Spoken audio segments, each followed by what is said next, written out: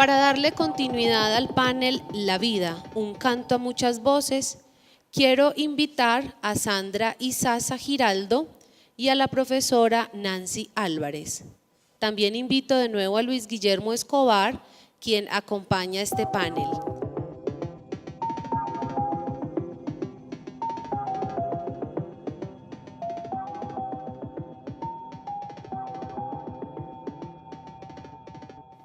Buenas tardes, nuevamente nuestro saludo para continuar ya con la última sesión de este rico día del 25 seminario de la Alianza Maestras y Maestros Gestores de Nuevos Caminos, que tiene por propósito, provocación, pregunta, reflexionar sobre eso que se llama la democracia, un saber y un hacer por reinventar en la escuela. Entonces tenemos aquí para este panel de experiencias a Sandra y a Nancy. Entonces vamos a iniciar con Sandra Isaza Giraldo. Pertenece a la red feminista antimilitarista y nos va a hablar sobre desafíos urgentes de la escuela en la construcción de paz. Bueno, buenas tardes a todas y a todos. Yo soy feminista y educadora popular. Muchos años trabajé, digamos, en primaria y con jóvenes en bachillerato. Y bueno, ahora hace muchísimos años vengo participando de la experiencia de la Red Feminista Antimilitarista, desde donde queremos pues como narrar nuestras experiencias un poco para abordar los desafíos urgentes de la escuela en la construcción de la paz. Para eso me voy a permitir primero que todo leer uno de los textos que están en esta publicación que sacamos este año, que se llama Para la Guerra Nada, sistematización de la práctica pedagógica y política de la organización. Han sido tiempos de guerra en la que más de 5 generaciones nacimos y cada década de la guerra se agudizó hasta diluirse. Las causas por las cuales un acto de dolor e indignación una parte del pueblo se levantó en 1948, al ver frustrados los sueños de una política real para la gente. La guerra fue agudizándose y los recuerdos de la política fueron separándose. Como 2 líneas paralelas, por una corrían las posesiones presidenciales, las leyes, los decretos, y por otras los asesinatos, las muertes. Las justificaciones de los ejércitos, las victorias parciales, el paramilitarismo y un día, para nuestra mayor desgracia, el narcotráfico. De esta manera, los relatos de guerra se impusieron como una dinámica única de nuestra historia. Se construyó una hegemonía narrativa para contarnos lo que sucedía y comenzamos a tomar palabras prestadas para intentar explicar los hechos que ocurrían en las veredas y en las calles de nuestros barrios.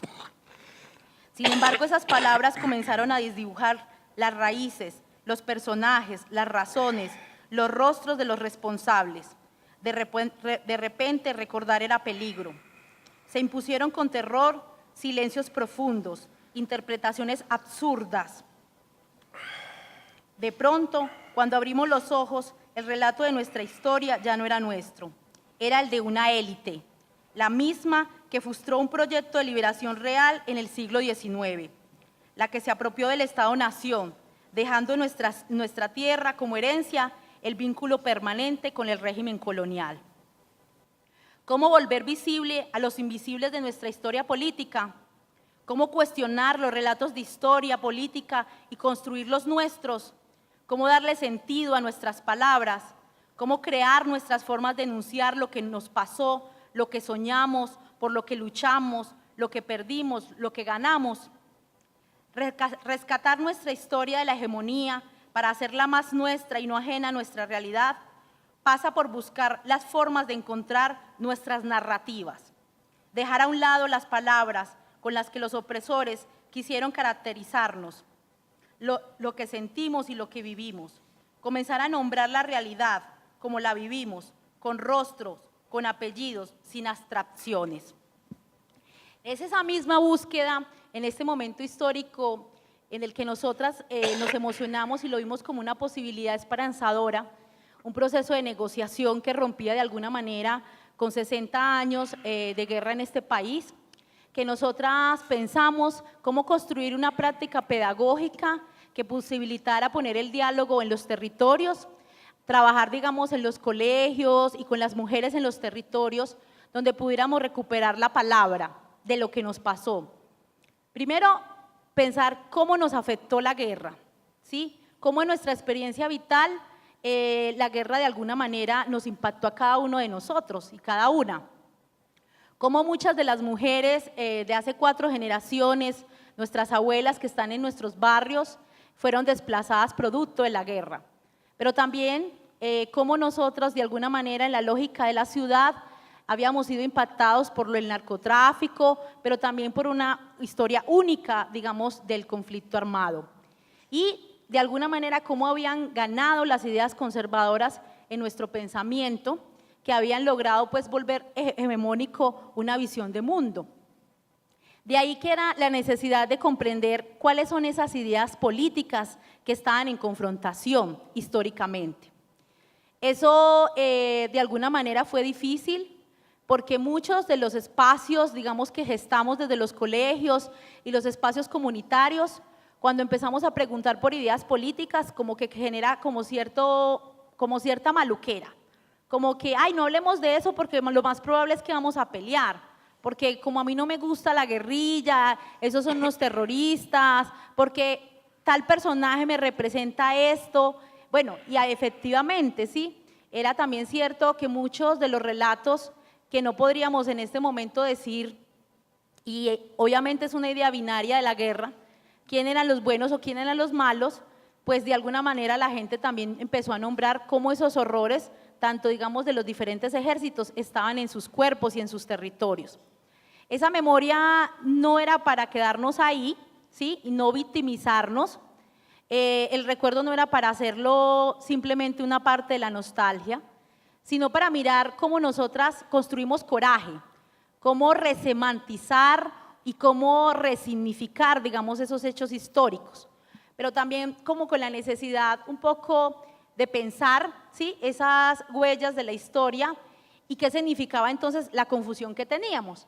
Algunas compañeras en los territorios no lograban incluso descifrar y distinguir entre quién eran los paramilitares o quién era la guerrilla, y creíamos que también es producto de la misma confusión que esta hegemonía instaló, digamos, en nuestras comunidades. De ahí pensar cuáles son las potencialidades de un proceso de paz. Más que mirar todos los aspectos negativos, narrar todas las muertes, los dolores, no, pensemos también cuáles son las potencialidades en este presente potencial.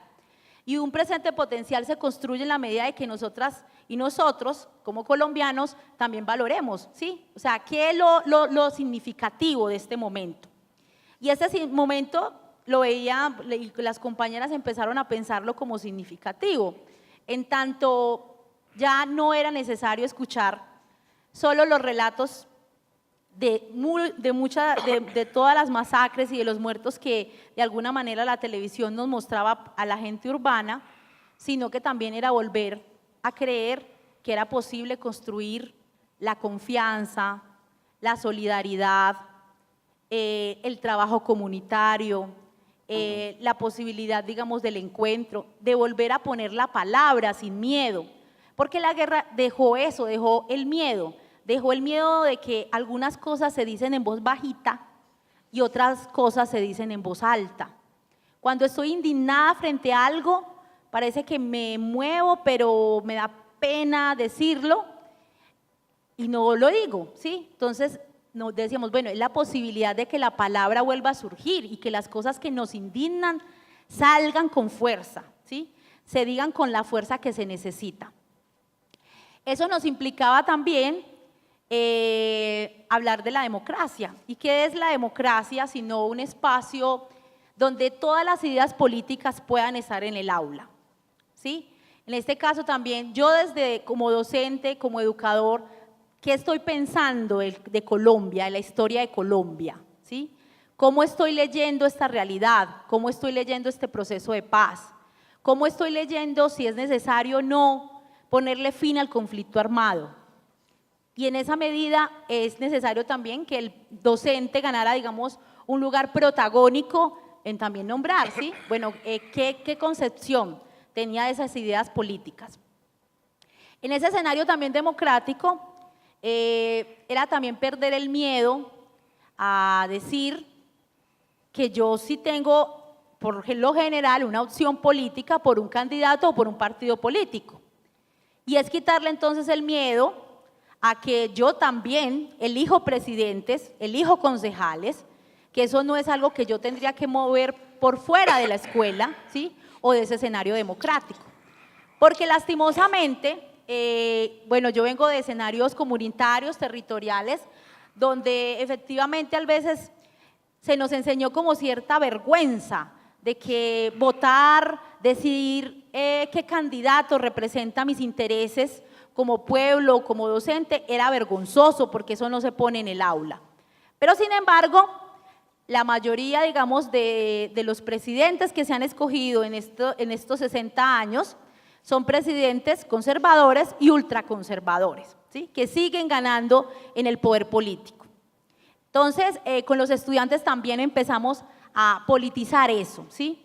Y en esa medida, la política se gana en la medida de que también hay esa palabra, esa necesidad de nombrar lo que nos indigna, pero también esa de quién nos representa, ¿sí?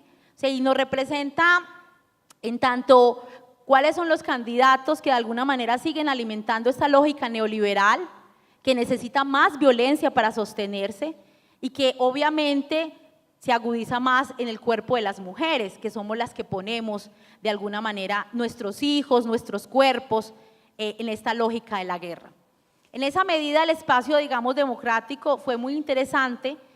Como les digo, genera mucha incomodidad porque es mejor hablar de otras cosas que no sea de política y que no sea del conflicto armado en Colombia. Hay una escena muy particular que la recordaba en estos días. Una chica alemana, alguna vez cuando le hicimos la pregunta por el Holocausto, cerraba inmediatamente, no, de eso no hablemos. Y es como si eso generara vergüenza. Nosotros como colombianos nos tendría que dar vergüenza y nos tendríamos que hacer la pregunta, o sea, ¿qué nos pasó como país? ¿Qué nos pasó a cada uno de los habitantes de este país que permitiéramos que ese horror llegara a ese punto? Pero eso no nos puede mantener en la vergüenza, sino en la necesidad de recuperar la memoria histórica, de tratar de comprender, de tratar de explicar, pero necesariamente de tratar de resignificar y recuperar la esperanza. La esperanza como posibilidad de vivir, como posibilidad de no más hablar de la muerte, de naturalizar las violencias sexuales, el racismo que vivimos en las escuelas, la homofobia, ¿sí? Muchas veces nosotros como maestros nos reímos cuando los muchachos hacen chistes machistas, hacen chistes racistas, ¿sí? Y nos reímos porque, eso es como normal. No, eso no es normal. Y también salir de una lógica, digamos, de la guerra implicaría eso. Dejar de naturalizar esas violencias, dejar de naturalizar que los feminicidios existen, dejar de naturalizar el machismo y ponerlo todo como en un escenario dialógico dentro de la escuela. En esa medida, tratamos de hacer diferentes diálogos. Estamos en varios colegios, bueno, en 3 colegios en particular, haciendo esa propuesta pedagógica de la educación popular. Como les digo, es complejo porque los chicos y las chicas siguen naturalizando eso. Sentimos que de alguna manera tenemos que preocuparnos porque esta ciudad a veces termina en manos del fascismo, ¿sí? De naturalizar la muerte de un joven, de naturalizar que a un chico lo maten por robarse un celular, de que una mujer sea asesinada por su pareja.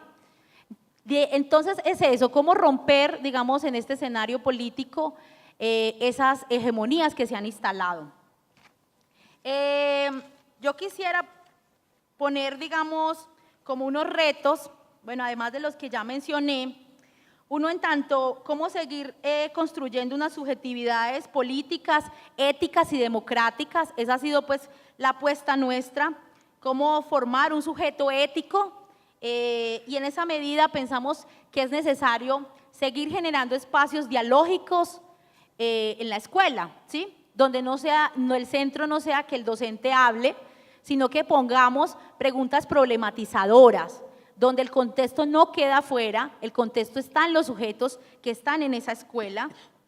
Cómo escuchar, y escuchar con la necesidad no de prepararme frente a lo que tengo que responder, sino escuchar para poder también saber dónde está el otro, qué historia aporta, qué marca vital le habita en su cuerpo, y desde ahí cómo juntos y juntas construimos ese espacio democrático dentro del aula para comprender este país.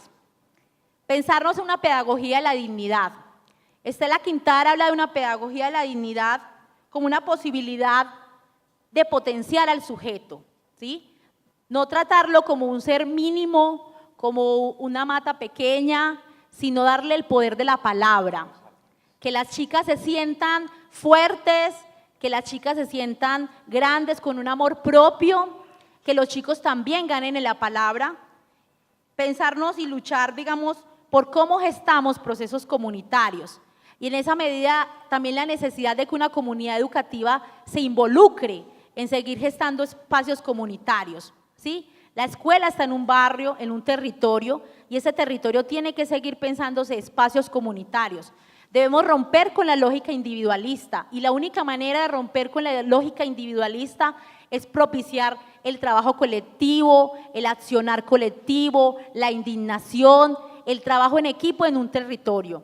Además de potenciar eso que históricamente también maravillosamente queda todavía en muchos de nuestros territorios, las natilleras, ¿sí? Que son espacios, digamos, de una economía también solidaria, los encuentros comunes, los espacios, digamos, de articulación, de cómo seguir potenciando ese escenario comunitario.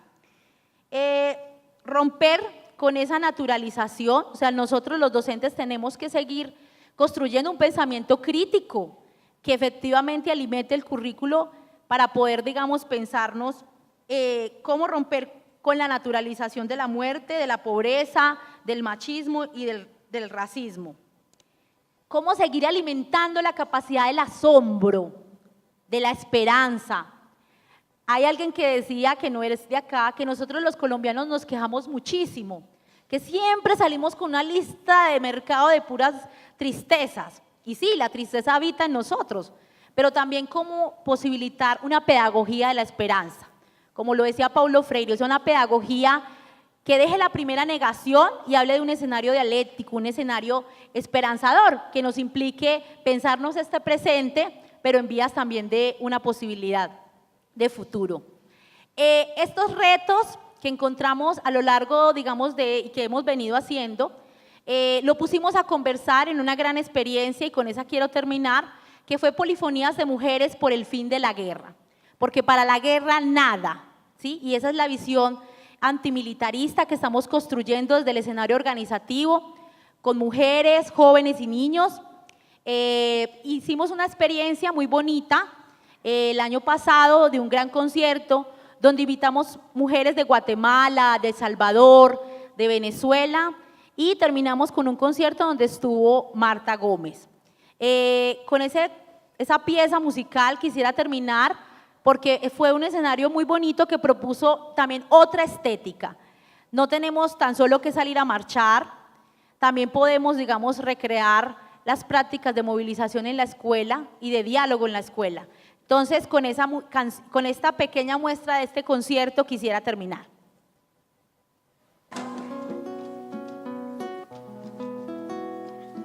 Para el viento una cometa, para el lienzo un pincel, para la siesta una hamaca, para el alma un pastel, para el silencio una palabra, para la oreja un caracol, un columpio para la infancia y al oído un acordeón, para la guerra nada.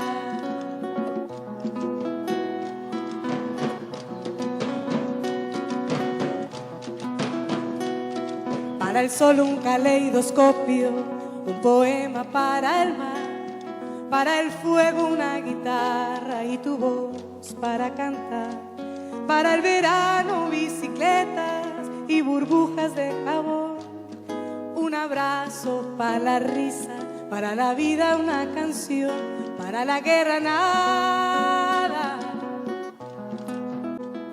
para el campo una amapola, para el mar un arrebol, para la guerra nada, para la brisa una pluma, para calentarse el sol, para la guerra nada, para el insomnio la luna, para el viento una canción, para la guerra nada, para la guerra nada.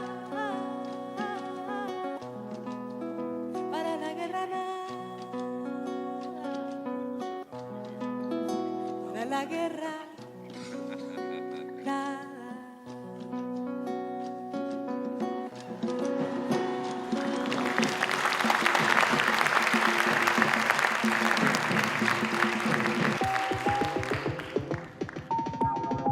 Bueno, muchas gracias, Sandra. Desafíos urgentes de la escuela en la construcción de paz.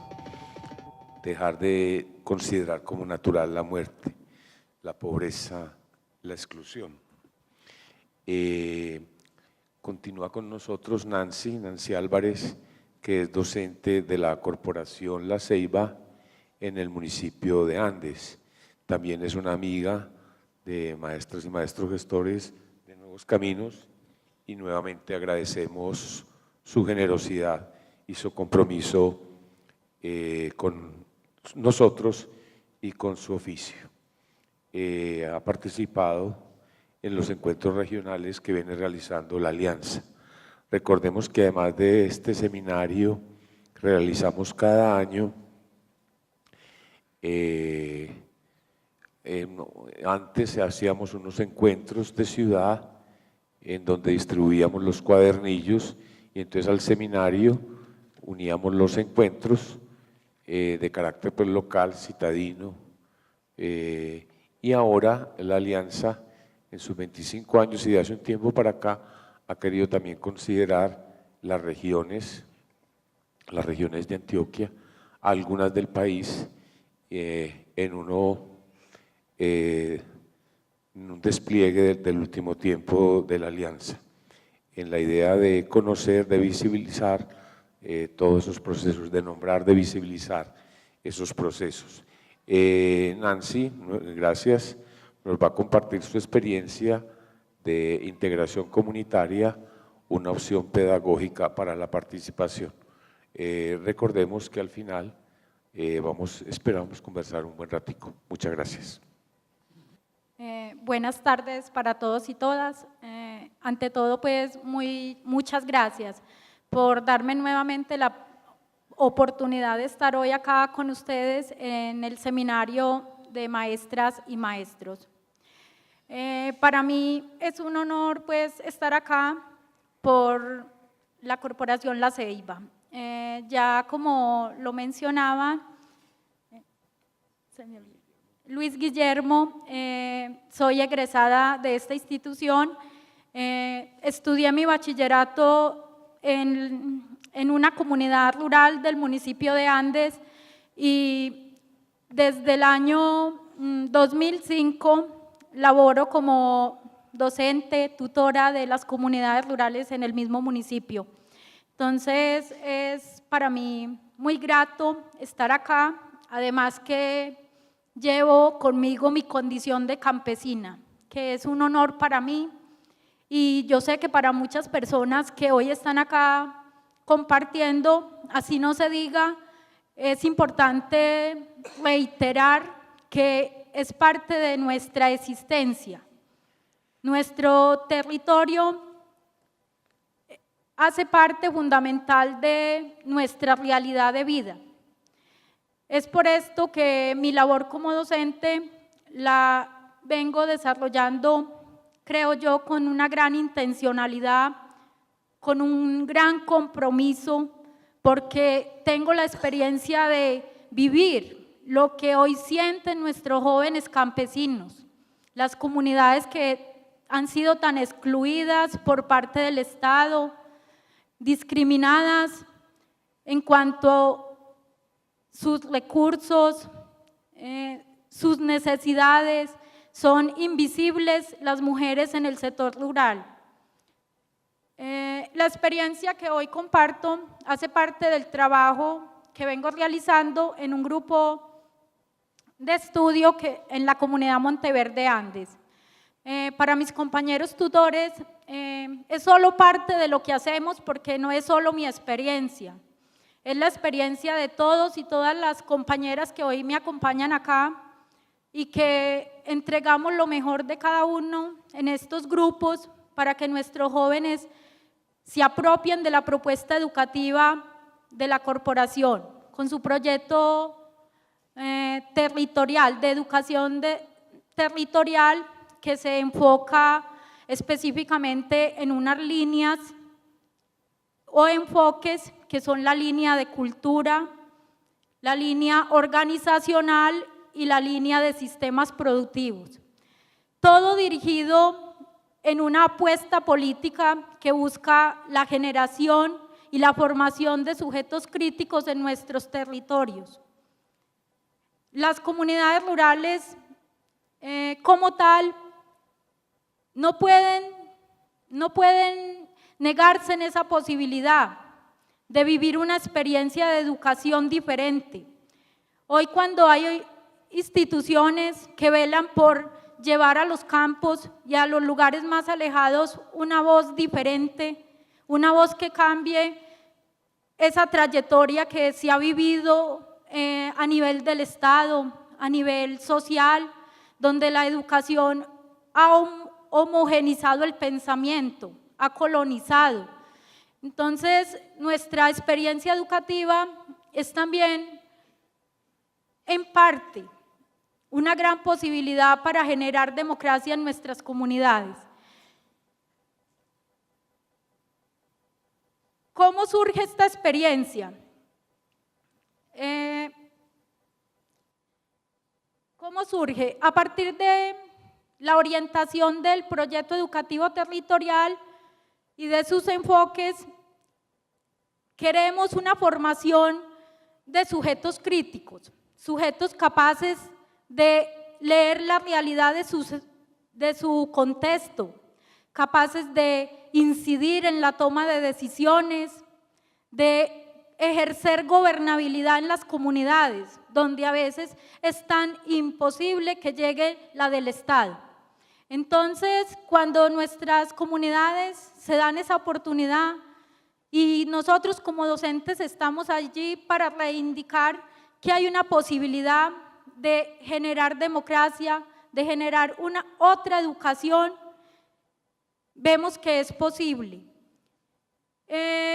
Esta propuesta que llamamos la participación democrática, una opción, la integración comunitaria, una opción para la participación, surge del interés, de la articulación de los procesos que se dan en la comunidad con los estudiantes, desde el quehacer educativo, y se lleva no solamente a las familias, sino que se lleva a la comunidad a conversar la educación ¿para qué?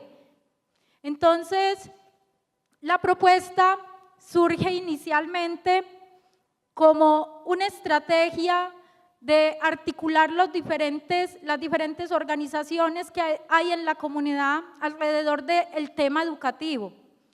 Y vemos tan necesario que nuestros estudiantes participen activamente de esas construcciones sociales que se dan a nivel de la comunidad, que implican la construcción del territorio.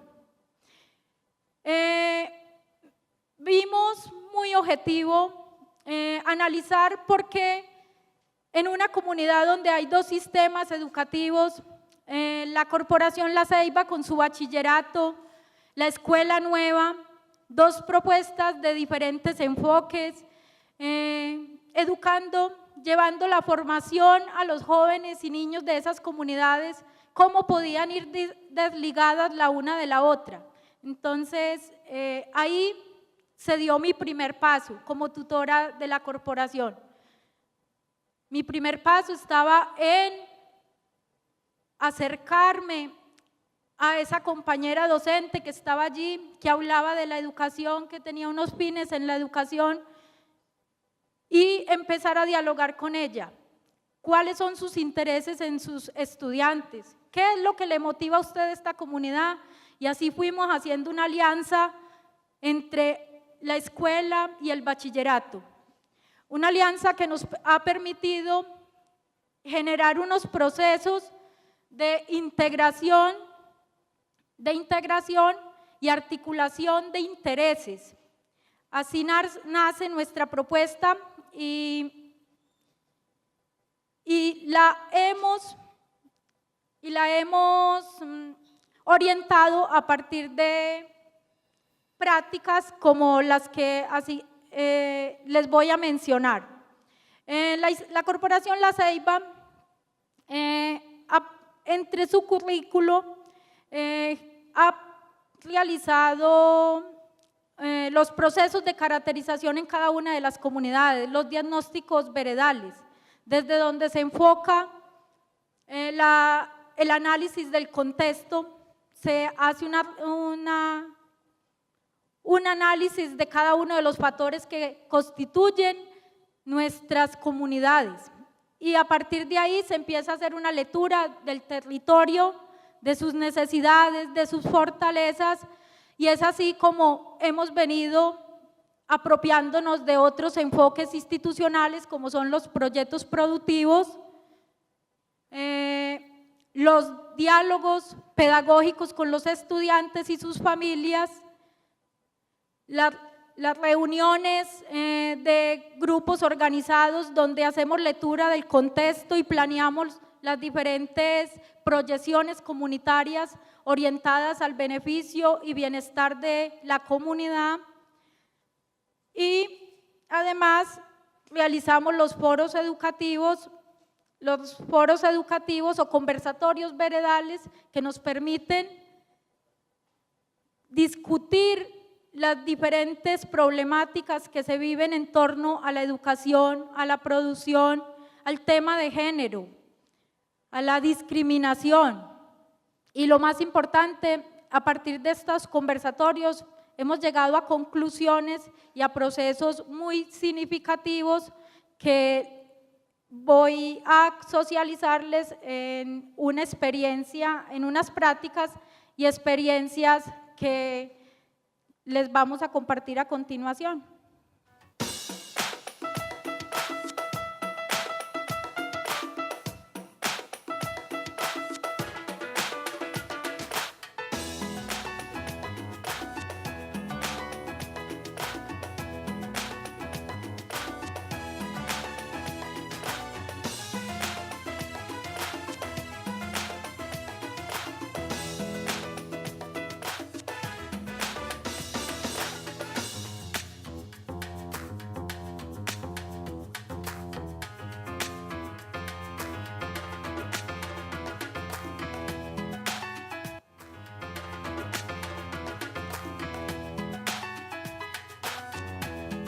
Como estudiantes de grado 11, quisimos hacer un proceso con el material reciclable para que la comunidad se enfoque en esta problemática, ya que se ve mucha basura en las carreteras, en los caminos, en las quebradas, para que ellos se concienticen y nos colaboren con este manejo de los residuos. Pero esto no es un programa nada más del SA ni los niños, sino que nosotros los viejos también.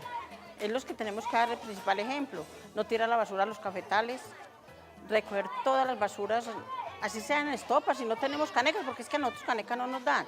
Las que sobran, así que no son las orgánicas y las echamos ahí. Yo las echo a un ladito y a veces les echo de esta levadura y miel de purga, y eso pudre muy rápido.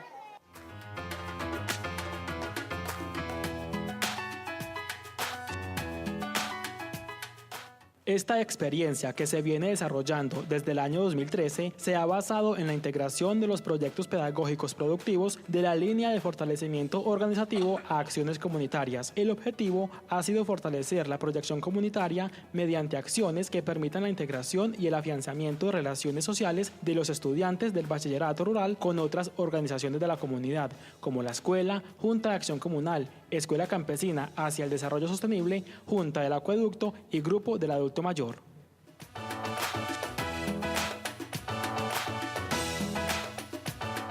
El mensaje más bonito que yo les puedo dar es que la gente ame el campo y trabaje por el campo. Porque al trabajar la comida, porque es lo que necesitamos, porque hoy en día la plata que usted lleva al pueblo no alcanza a comprar nada. Y si usted siembra y siembra para la comida de uno mismo, vive muy descansadamente. Estas acciones han permitido que los y las estudiantes participen directamente en discusiones de interés comunitario, que tomen liderazgo en los grupos organizados de la vereda, que participen en la toma de decisiones de interés colectivo y además se ha posibilitado que trasciendan las reflexiones del hacer pedagógico hacia las vivencias mismas de la familia y la comunidad. Así construimos democracia. Articulado con el SA ha sido muy interesante, ya que ha permitido un trabajo organizado y colaborativo entre el SA, el centro educativo y los grupos organizados de la comunidad, obteniendo procesos y resultados muy significativos. Y en lo personal me ha facilitado un mejor acercamiento con la población de Monteverde. La oportunidad de ser quien soy, una mujer con gran liderazgo, con ganas de ayudar a mi comunidad. Lo más importante para mí es mi territorio, es mi gente. El campo lo es todo para mí, eso fue lo que aprendí en el SA.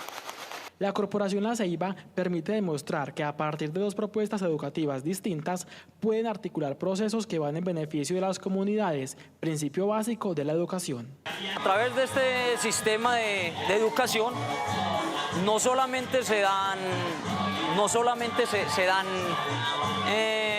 educa académicamente, sino también en valores, y uno de esos valores es precisamente querer lo que tenemos. Podemos prepararnos académicamente para vivir en nuestra comunidad y para quedarnos acá, no tenernos que ir. Ya que la institución también nos lleva enseñanza sobre el medio ambiente, queremos llevarle a toda la comunidad un mensaje de cuidar el medio ambiente y saber tratarlo, saber que el medio ambiente no es para siempre, hay que cuidarlo. Nosotros desde que iniciamos la feria y el proyecto decidimos sacar un punto cultural para mostrar cosas que podríamos hacer con reciclaje. Nosotros estamos haciendo un trabajo de trabajo social con el proyecto social con los niños, en el que les enseñamos a hacer cosas como máscaras, jarrones, saleros, flores. Más que decir que es un trabajo dirigido hacia la democracia, es decir que no lo construyo yo como maestra. Es una construcción colectiva, como lo muestran las evidencias, y es entender que a raíz de estas actividades nuestros jóvenes han logrado ser más libres, más autónomos y más participativos, más incluyentes. Hoy yo tengo para decir que mis estudiantes no son estudiantes pasivos, son estudiantes que problematizan las acciones del día a día en sus estudios, en su comunidad, porque hacen lecturas de su contexto, saben identificar sus problemáticas y también aportan a la solución. Algunas de las acciones que venimos generando en la comunidad tienen que ver con las proyecciones en estructura. El grupo ha sido facilitador de trabajos en la actividad deportiva, en la cancha comunitaria, en la construcción de la caseta veredal. En la parte social hemos incidido fuerte en la generación de grupos comunitarios, como lo es el grupo del adulto mayor, como lo es el grupo de mujeres que se empieza a constituir en la comunidad, porque vemos necesario la participación de los niños, las niñas y mujeres en una construcción social donde los hombres de la misma comunidad han aprendido y valoran que son ellos los que tienen en últimas la última palabra. Cuando las mujeres hacen parte de estas proyecciones en la comunidad, se está dignificando el papel de la mujer, el papel de género. De este modo, nosotros consideramos que en nuestra propuesta educativa generamos democracia. Muchas gracias.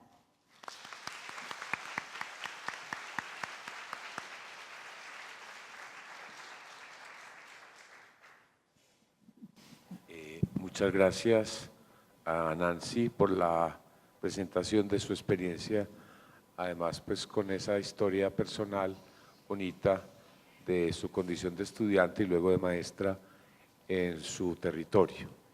Entonces tenemos un ratico para conversar y cerrar pues la sesión de hoy. Recuerden que no queremos que nada se nos quede guardado, el ejercicio de lo colectivo, el ejercicio de lo público, de la palabra, de lo que se quiere nombrar para existir, que queremos no invisibilizar nada, ¿cierto? Visibilizar, promover. Entonces tienen la palabra y ya creo que ustedes van entendiendo porque esta sesión la hemos querido, la hemos llamado La vida canta a muchas voces. Ya se ha hablado de la sinfonía, de la polifonía, de las distintas voces y maneras de ser que promovemos en este seminario y queremos que esta sociedad sea un territorio fértil para eso. Bueno, lo que yo me quiero referir me motivó la intervención un compañero que ahora preguntó en la exposición de Hernando de que si tenía ideas de algunos talleres para lograr eso que Hernando estaba hablando. Y me acordé de algo que también aquí en algunos encuentros en Medellín hemos venido trabajando desde la red de investigación escolar. Y creo que uno de los talleres o de las actividades que se pueden hacer o que es necesario hacer es los maestros nos tenemos que volver investigadores. Hernando planteaba la importancia de que el maestro escriba, pero si no hay investigación, ¿de dónde vamos a escribir? Hay que ser investigadores para trabajar con nuestros niños la investigación. ¿Por qué ser investigadores? Ser investigadores para precisamente construir las preguntas que van más allá de las realidades que vemos y construir las preguntas que nos permitan encontrar otras rutas para hacer las cosas. Yo recordé que ahorita pues que pasó el 20 de julio, luego el 7 de agosto y el 11 de agosto y que hay muchas festividades por la libertad. Y dentro del 20 de julio en el municipio de Tarso se hizo una actividad y se le puso cada año una ofrenda floral al libertador Simón Bolívar. Y yo recuerdo que en la escuela a mí me contaban que el libertador Simón Bolívar había tenido un profesor que se llamó Simón Rodríguez. Y alguna vez yo me puse a buscar a Simón Rodríguez quién era, y resulta que fue profesor de Bolívar 2 años, solo 2 años, y que era un maestro de escuela, un maestro de primeras letras, y además era maestro de artes y oficios, y enseñaba a pensar a través de las artes y oficios. Pero además de este maestro hay una obra publicada que él mismo publicó en 1829 que recoge su pensamiento. Y quiero destacar 2 cosas de ahí. Simón Rodríguez dice, lo principal que un maestro tiene que saber enseñar es a aprender. El estudiante tiene que aprender a aprender. Y eso lo estaba planteando desde el siglo XVIII. Entonces yo miro la escuela hoy y entonces ¿qué pasa? ¿Cierto? Yo no entiendo qué es lo que pasa. Le ponemos flores a Simón Bolívar, pero nuestro pensamiento y nuestra institucionalidad es absolutamente conservadora. Y no escuchamos lo que dice el maestro Simón Bolívar.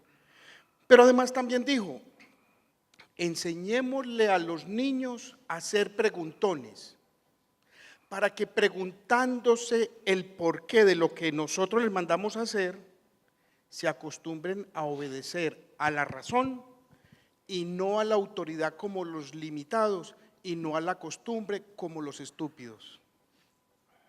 Entonces, volvemos y preguntamos, ¿qué es lo que nos corresponde hacer? Normalmente cuando uno da una conferencia, una charla, no falta esa pregunta, ¿y cómo lo hago?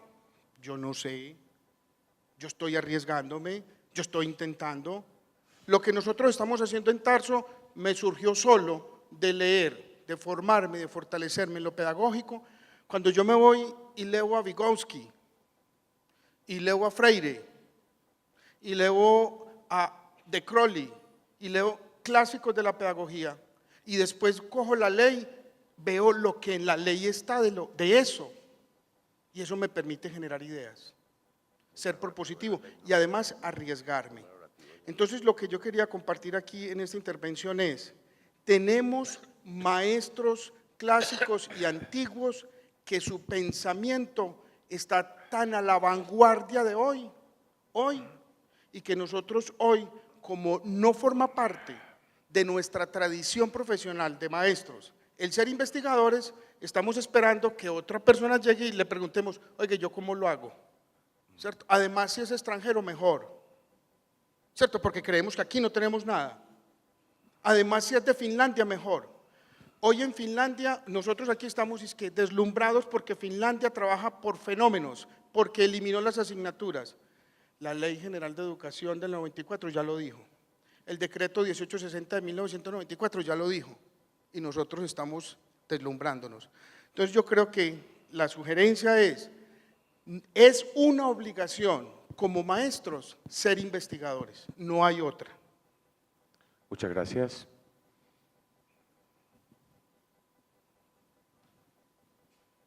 Por allá atrás, gracias.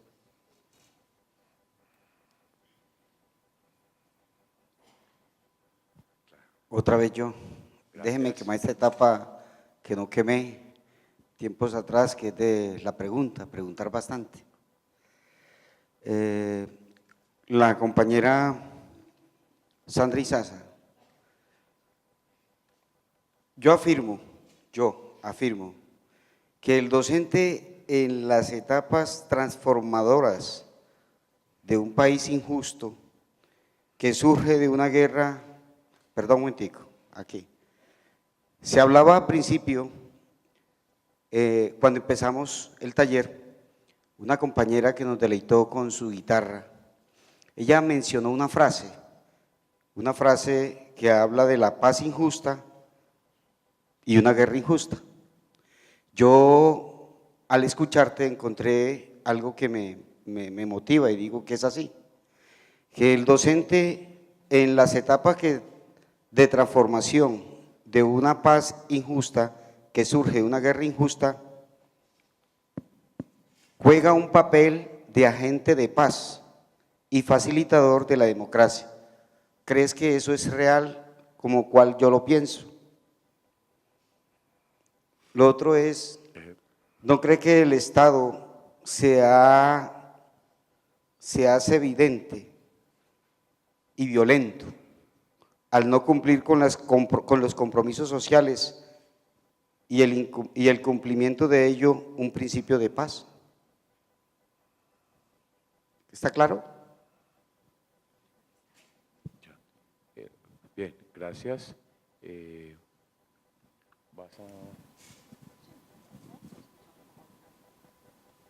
¿Alguien más? Nos vamos animando. Recordemos también que está con nosotros pues Francisco, con su experiencia de la muerte de Andrés Escolar. No queremos dejar las preguntas allá.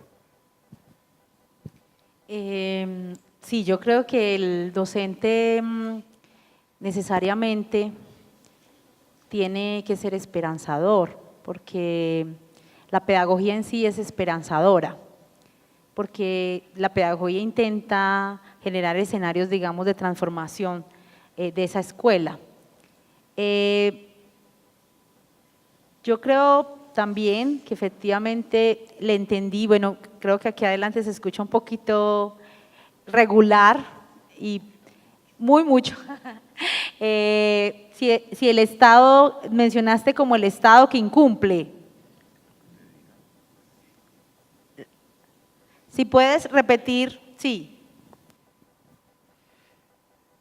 ¿No crees que el Estado se hace violento al no cumplir con los compromisos sociales y el cumplimiento de ellos son un principio de paz que debe ser de él? Sí, bueno, como digamos que empecé ese texto, justamente el que hayamos sido gobernados por una parte conservadora, ultraconservadora en Colombia, es claro de que a ese Estado nunca le ha interesado tampoco ceder, ¿sí? Y en esa medida es claro que es violento, ¿sí? Es violento porque esa democracia de alguna manera la hizo para que esos mismos gobernantes se mantuvieran en el poder. Incumplió muchas veces y efectivamente eso es lo que también en este momento histórico pone en duda un proceso de paz, de pensar que nuevamente va a fracasar su palabra, pero entonces también está la pregunta, ¿sí? Si este momento histórico también no es distinto a otro momento. Y en esa medida, los habitantes de este país también cómo exigimos de que ese Estado cumpla, ¿sí? Ese Estado cumpla. Ahora, como lo decía anteriormente, el que unos personajes nos gobiernen y que esos personajes crean que esta ciudad tiene que ser una ciudad de servicios, que tiene que ser una ciudad para el neoliberalismo, para la prostitución, para la explotación sexual, efectivamente también hay que desconfiar de que esos gobernantes van a ceder. Por eso ahí cuando decía que si nosotros sí debemos construir una democracia directa, sí tenemos que pensar que podemos elegir a nuestros propios gobernantes y que esos gobernantes efectivamente sí vayan, digamos, a pensar o a crear, digamos, una posibilidad de gobernar para nosotros. En esa medida yo también creo que la escuela tiene que hacer ese análisis del discurso, ¿sí? Y ese análisis desde el discurso de qué candidatos están ahí promoviéndose y qué candidatos se acercan más a nosotros, en términos de poder garantizar una gobernabilidad justa, ¿sí? Una gobernabilidad que derroque ciertas estructuras de dominación. Aquí es muy particular y pues creo que es muy injusto incluso lo que pasó el día de hoy. El barrio Moravia se estaba quemando, los bomberos hacen rifas en esta ciudad para poder mantenerse. Eso deja mucho que decir, que unos bomberos lleguen a un incendio donde más de 80 familias están damnificadas, no tengan agua y no tengan cómo rápidamente hacer eso. Entonces yo también la pregunta, esta ciudad que es una ciudad que evoca la idea del emprendimiento, una ciudad que se dice desarrollada, una ciudad para el turismo, ¿cómo es posible que no tenga un cuerpo de bomberos y que todavía tenga, digamos, familias que vivan cerca a una quebrada y digamos que en casas de madera que rápidamente, pues eso fue en cuestión de minutos que se propagó el incendio y bueno, que lastimosamente es una tragedia, ¿sí? Que nuevamente vuelve a poner el sentido frente a quién nos está gobernando y de qué manera elegimos candidatos que realmente sean justos en términos de una política real para la gente.